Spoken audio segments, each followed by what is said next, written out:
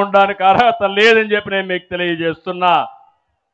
ఇంకో పక్క ఒకడున్నాడు, సంక్రాంతి సంబరాలని పేదల పెన్షన్లు డబ్బులు కట్ చేసి వాటితో డ్యాన్సులు వేస్తాడు. ఒక అతను సంక్రాంతి సంబరాలని క్యాసినోలు తీసుకొస్తాడు, పేకాట శిబిరాలు పెడతాడు. ఇంకొక ఆయన అప్పుల కోసమే ఆర్థిక మంత్రి, ఎక్కడ చూసినా అప్పులు. 13 లక్షల కోట్ల రూపాయలు అప్పు చేశారు. నేను అడుగుతున్నా, ఈ అప్పులు ఎవడు కడతాడని నేను అడుగుతున్నా. ముఖ్యమంత్రి కడతాడా?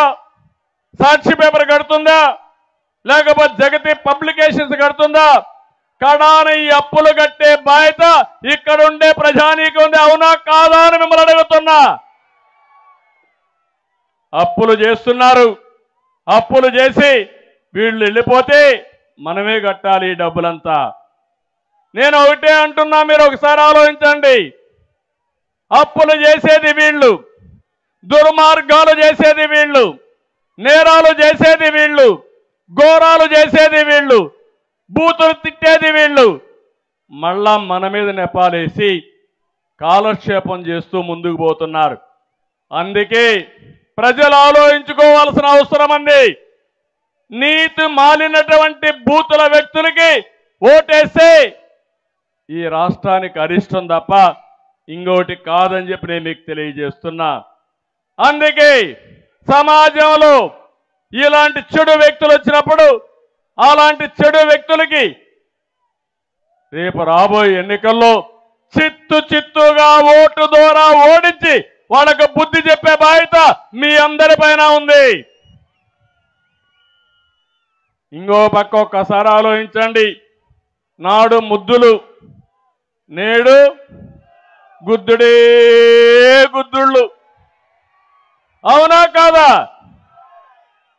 ఎన్నికల సమయంలో ముందుగా ఒక మోసగాడు ముద్దులు పెట్టుకుంటూ వచ్చాడు.